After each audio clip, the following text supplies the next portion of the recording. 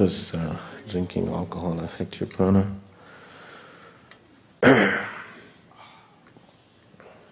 See, if you're drinking alcohol, you know, if you drink it, initially it makes you feel good. The goodness of alcohol is coming because it loosens you up a little bit. You are so uptight that you can't even sing in the bathroom. Suddenly you have a few drinks, you can sing on the street and dance. Isn't it? It loosens you up a little bit. So if you're so uptight, alcohol loosens you a little bit, and that's great freedom. That's a lot of freedom in a person, that he feels little more flexible within himself. He feels like he's free. That is the attraction of alcohol. But this freedom lasts for some time, and then you know you have the hangover. So what the alcohol is doing to you is, it is dulling certain aspects of you which are constantly troublemakers for you, creating tension, agitation, nonsense, suspicion, this, that. When you get drunk, do you see people become overly loving and friendly and yes, generous? Do you see this? So it puts down your ugliness for some time. But if you put little more alcohol, you will become terribly ugly. Have you seen that also?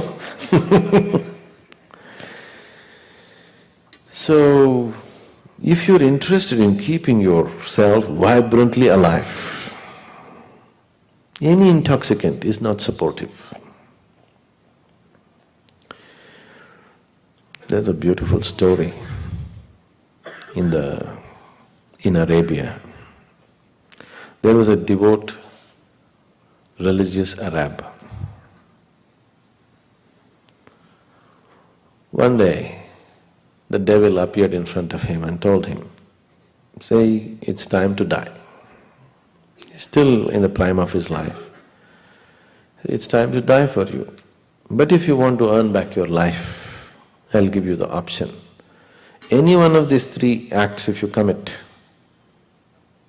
I'll give you a new lease of life. One is, you must kill your devout servant. He has a very devout, faithful servant. You must kill him. Or you must beat up your wife. Or you must drink wine. The devout Arab is not supposed to do any of these three things. Then he said, how can I kill my devout servant? He is so faithful to me. I cannot kill him. Such a thing is not possible. And how ridiculous! How can I abuse my wife? I cannot beat her. Okay, let me drink the wine. So he drank the wine. Once he drank the wine, he got inebriated and anyway he beat up his wife. And the servant came to protect the wife and he killed him.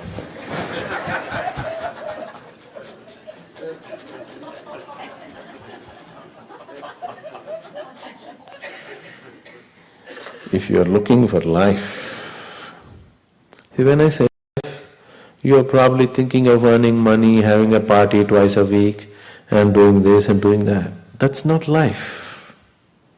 That's an arrangement that you made. All these arrangements in your life you made because you thought if you have all these arrangements, you can live joyfully, isn't it? Isn't it so? Yes? Why all these arrangements? Why all this husband, wife, children, friends, family, club, golf, this, that, everything? Because you believe that if I have all this, I can live well. Living well means I can experience my life well. Now, to experience your life well, you try to make all these arrangements. Most of the time you're getting so entangled in these arrangements, except for these arrangements, nothing else is happening, isn't it? Yes? Now you think your wife or your husband is the source of all misery in the world. Now you think your children are the basis of your problems. Isn't it so? Or your job is taking your life. Please see, what is taking your life is not your enemies. If your enemies or some devil is coming and taking your life, that's okay. What is taking your life is things that you always wanted. Your career, your business, your wife, your children, your husband. These are the people who are taking your life, isn't it? Isn't it so? No, this is not fair. If some devil is coming and taking your life, some enemy is taking your life, it's okay. Things that you so much wanted in your life, things that you worked so hard to create, they're taking your life away, please see.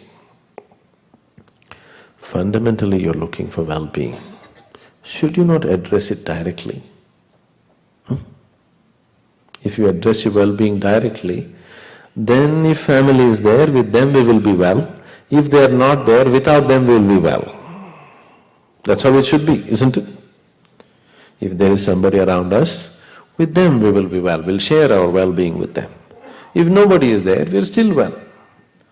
Now you don't know how to be well, but you have made all the arrangements. See what a mess it's become. So, including the party and alcohol came only for this, because you thought all this will bring you well-being, isn't it? Now, if you organize your life energies in such a way that you will be anyway well, I can have you intoxicated on life in such a deep way, 3 days you will be wobbly on your feet. Really. You come and see in the ashram, people who are into different states of meditation, they are like drunk. They are like this. People, there was a time when people thought something is happening in this ashram. What is happening? There are no gates to the ashram, anybody can come. But they don't come. They go sit on the mountains with binoculars, they're watching. What's happening? And people are in different states of ecstasy, they're going crazy by themselves. Oh, they're all taking some kind of drug. Some secret drug, huh? They're beating their wives? Not at all. Such a thing will never happen. Such a thing will never happen. I am always totally drunk. If you look into my eyes, you will see I am all the time absolutely drunk. But am I balanced enough to handle the reality? So you can be like this, all the time pissed drunk, but totally balanced. If you want to let go, you can let go. If you don't want, so if you're inebriated like this all the time with life, instead of wine, I'm talking about why don't you get inebriated with D-wine?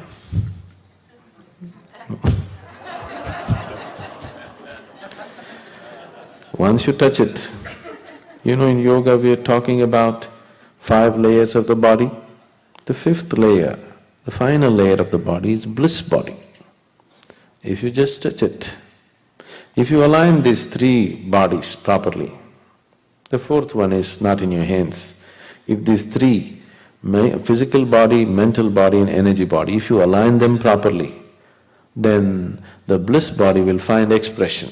Right now these 3 are disaligned, so it does not find expression. If you align them properly, once the bliss body finds expression, you will see you are just blissful by your own nature. If you know, those of you who come to the Bhava Spandana, you will see people get so madly drunk. Without any drink, without any chemical, without any input, just you touch them in a certain way, they will become so inebriated. Blissful means dripping with it. Many of them can't stand on their legs, they will be like that. 3 days they'll be absolutely drunk. So, whatever the pleasure that is coming when you get drunk on alcohol is not coming because of the alcohol. Because it loosened up certain things, it is coming from within you. All experience is coming from within you, isn't it? Now I'm talking about bringing that forth consciously without using any chemical, no hangovers, doesn't cost anything. Wherever you are, you can always be drunk. Interested, the drunkards?